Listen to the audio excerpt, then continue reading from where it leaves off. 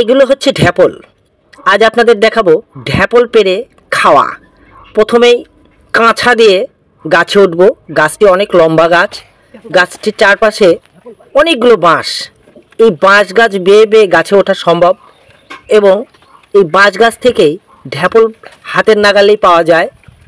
উঠে পড়লাম গাছে, গাছে উঠে ঢ্যাপল সংগ্রহ করছি। ইতিমধ্যেই দেখি অনেক ছেলে আমার পিছন পিছন গাছে উঠে পড়েছে। আমিও গাছ থেকে নেমে পড়লাম। অনেকগুলো ঢ্যাপল পেরেছি, পাকা কাঁচা পাকা ঢ্যাপল। এগুলো এক জাতীয় বুনো ফল, খেতে মিষ্টি লাগে, টক টক মিষ্টি মিষ্টি।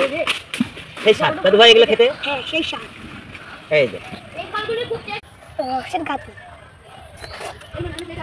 কিরকম টেস্ট, কিরকম? চিনির মতো।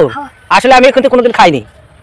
খাওয়া না, টক টক মিষ্টি মিষ্টি, খেতে অবশ্য সুস্বাদু। ছেলে পেলেদের খেয়ে দেখছে, খুব মজা, খুব রস করছে।